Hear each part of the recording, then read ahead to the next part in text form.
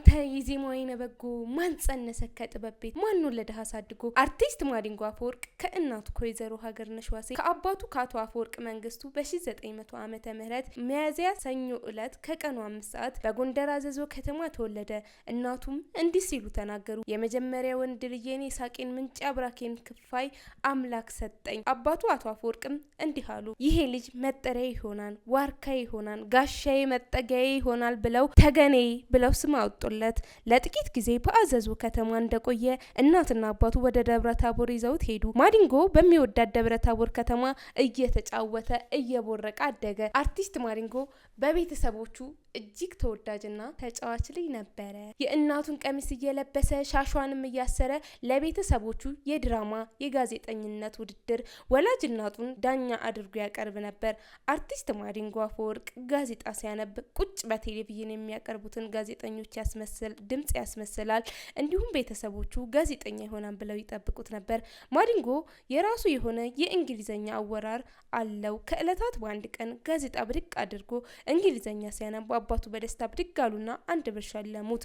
እናቱ አረ አውቆ ነው እሱ እንግሊዘኛ ማንበብ አይችልም አሉት። ወላጅ አባቱ አቶ አፈወርቅ እውቀት የነበራቸው በቤተ ክህነቱ ነው እንጂ ፊደል አልቆጠሩም ነበር። አባቱም ይህን ሲሰሙ ብድግ አሉና በቃ አንድ ብሬን መልስ አሉት። አርቲስት ማዲንጎ የተሰጠ አይመለስም ብለው ሲሯሯጡ ቤቱን በሳቅ ሞሉት። አርቲስት ማዲንጎ በደብረ ታቦር ከተማ ከቆየ በኋላ ወደ አዘዞ ተመለሰ። 9 ዓመት ሲሞላው ድንገት በመንገድ ላይ ሲሄድ ልቡን ቀጥ የሚያደርግ ድምጽ ሰማ። ያ ድምጽ የተሰማው በአካባቢው ላይ ካለ ካምፕ ነበር። በወቅቱ የ4ኛ ሜካናይዝድ ክፍለ ጦር የሙዚቃ ቡድን ዘፈን በማጥናት ላይ ነበሩ። አርቲስት ማዲንጎን ሙዚቃ ከሚለማመዱ ሰዎች መሀል አቆሙት።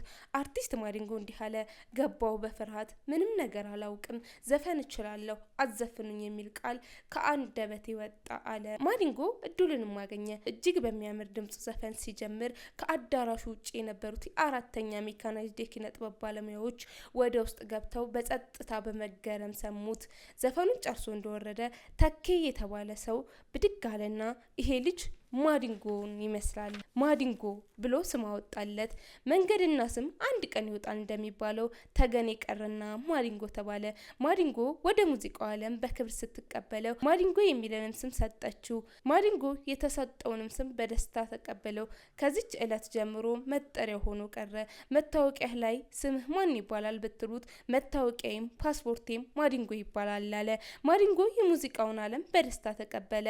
በወቅቱ የነበሩት ጀነራል ዋሲሁን ንጋቱም ለመጀመሪያ ጊዜ ድምጹን ሲሰማ የትዝታ ዘፈኖችን ያዘወትራል አሉ። አርቲስት ማዲንጎ በብዛት የማን ዘፈን ታዳምጣለህ ቢባል የኤፍሬምን የፀሐዬን ይላል።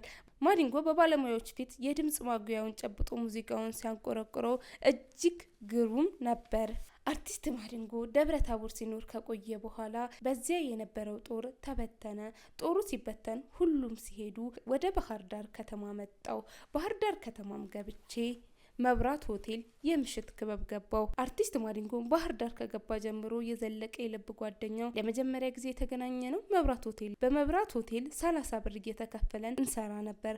አርቲስት ማዲንጎ እጅግ በጣም ጎበዝ ስለነበር 50 ብር አደረጉለት። አርቲስት ማዲንጎ የምሽት ክበብ በሚሰራበት ቦታ ብርቱካን ንጋቱ ዱባለ፣ ብርቱካን የሽመቤትና ኢየሩሳሌም በመጡ ሰዓት ተጋብዘው መጡ። የሽመቤትን ድምጽ በጣም ነበር የምወደው። የዛን ቀን ስራ አልገባሁም። የሽመቤት ስትዘፍን መድረክ ላይ ወጥቼ ልሸልማት። መድረክ ላይ እሷን ልሸልም በመወጣበት ጊዜ ሰው ያውቀኝ ስለነበር ዝፈን አሉኝ። የንጋቱንም ዘፈን ዘፍኜ እንደጨረስኩ ወደ ጋሩ ስገባ ንጋቱ በጣም ጎበዝ ልኝ ነው፣ እኛ ጋር እኮ እንደዚህ የምሽት ክበብ አለ፣ ለምን አትመጣም ሲለኝ ደስ ይለኛል አልኩት። መቼም የክፍለ ሀገር ልጅ ሁልጊዜ ምኞቱ አዲስ አበባ ገብቶ መኖር ነው። የእርጎዮቹ ወንድም ንጋቱ ዱባለ ለማዲንጎ 100 ብር አውጥቶ መሳፈሪያ ነው ብሎ ሰጠው። አርቲስት ማዲንጎ ያችን 100 ብር ይዞ ሳይውል ሳያድር የእርጎዮቹን ገበያ ተቀላቀለ። አዲስ አበባ ገብቶ ከእርጎዮቹ ጋር መጫወት ጀመረ። ማዲንጎ ከእርጎዮቹ ቤት ወጥቶ ኒያላ የምሽት ክበብ ገባ። ኒያላ የምሽት ክበብም እየሰራ ሌላ እድል መጣለት። ታደለ ሮባ፣ ብርሃኑ አበበ ተካ ሆነው ላፍቴ ብለው ቡድን አዘጋጁ። ላፍቴ ቡድን ውስጥም ታደለ ሮባ ለማዲንጎ ጋበዘው። በዛው ቀረ። ማዲንጎ በላፍታ እየሰራ በጣም ዝነኛ ሆነ።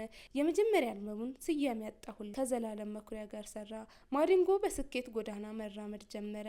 ከበርካታ ዜማና ደራሲያን ጋር መገናኘት ጀመረ። የዚህ የሙዚቃ ጥናቱንም ተያያዘው። በ1997 ዓመተ ምህረት አይደረግም የተሰኘውን የሙዚቃ አልበሙን ከታላቁ የሙዚቃ አቀናባሪ ኤልያስ መልካ ጋር በመስራት ለአድማጭ አደረሰ። አይደረግም፣ የአፋሯ ቆንጆ፣ ማህሌት ወዘተ። የኢትዮጵያ አዲስ ዓመት መቀበያው በ2000 ዓመተ ምህረት ለሚኒሊየም አዳራሽ ከብርሃኑ ተዘራ ጋር አንበሳው አገሳን ሰሩ። አንበሳው አገሳ በጣም ተወዳጅ ሙዚቃ ነበር። ማዲንጎ በዝና መንበር ላይ በሚያምር ድምጹ ተቀመጠ። ማዲንጎ ሲዘፍን የሙዚቃ ባለሙያዎቹ እንዲህ ይላሉ። የትዝታው ንጉስ ጋሽ መሐሙድ አህመድ ማዲንጎ ድምጻዊ ብቻ አይደለም፣ ሙሉ ሙዚቀኛ ነው። ያለውን ለመስጠት የማይሰስት ትሁት ታዛዥ ልጅ ነው። አርቲስት ማዲንጎ ሀገር ስትወረር እንደ ወታደር ሆኖ እንደ ተዋጊ ራሱን መስሎ ዘወትር ባሉበት እየተገኘ ወንና ሞራልን የሚያስጣጥቅ ልባቸውን የሚያሳሳ ዜማዎችን እያዜመ የሚያበረታታ ጀግና ነው። ይህ ስራውም ከጠቅላይ ሚኒስትሮች እውቅናን ማግኘት አስችሎታል። ይህ ተወዳጅ የሰው ልጅ አክባሪ፣ ትሁት፣ ደሃ ደግ፣ ቆሻሻ ንጹህ ብሎ የማይንቅ ነው። ማዲንጎ ብቻውን መኖር ብቻውን መብላት አይወድም። በቤተሰቦቹ በጓደኞቹ ዘንድ ትልቅ ቦታ ያለው ሰው ነው። አርቲስት ማዲንጎ በትዝታና በፍቅር ዘፈኖቹ ይታወቃል። ባህላዊና ዘመናዊ ዘፈኖችን ያካተቱ አልበሞችን በተለያዩ ጊዜ ለአድማጭ አድርሷል። ትዝታ፣ ከተለያየን ምን አደርጋለው፣ ስወድላት፣ ማርማር፣ ጎዳናው፣ አይደረግም፣ አንበሳው አገሳ፣ ስያሜ ያጣሁላት፣ ጎንደር ከብዙ በጣም በጥቂቱ በመልካምነትም ሆነ በይዘቱ ከፍ ያሉ የማዲንጎ አፈወርቅ ስራዎች ናቸው። ይህ ድምጻዊ የረጅም ጊዜ የጨጓራ ህመም ያለበት ሲሆን በተደጋጋሚም ጊዜ ሕክምና ሲያደርግ ቆይቷል። ነሐሴ ወርም ወደ ታይላንድ በመሄድ ሕክምና አድርጎ ለአዲስ ዓመት መግቢያ ወደ ሀገሩ መመለሱ ይታወቃል። ማዲንጎ በ17 ጠዋት መጠነኛ ህመም ተሰምቶት መኪናውን ያሽከረከረ ለሚኮራ ወረዳ 10 በተለምዶ ፍየል ቤት ተብሎ በሚጠራ በአካባቢው ላይ ወደሚገኝ ተቤራ የተባለ መካከለኛ ክሊኒክ በመሄድ ከመተንፈስ ጋር የተያያዘ ህመም እንደገጠመው ገልጦ ሕክምና እንዲያደርጉለት እንደጠየቀ የሆስፒታሉ ባልጮች ይገልጻሉ። ይህ ድምጻዊ የረጅም ጊዜ የጨጓራ ህመም ያለበት ሲሆን በተደጋጋሚ ጊዜም ሕክምና ሲያደርግ ቆይቷል።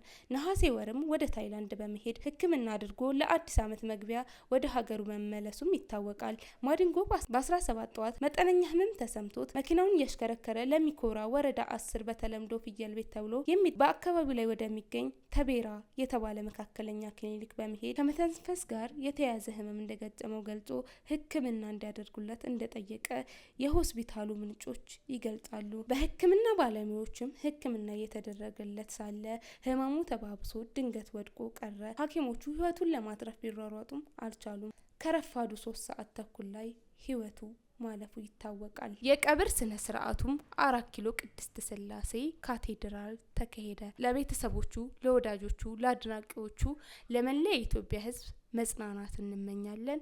ሰላም ቆዩልኝ። ዩቲዩብ ቻናላችንን ሰብስክራይብ ያድርጉ።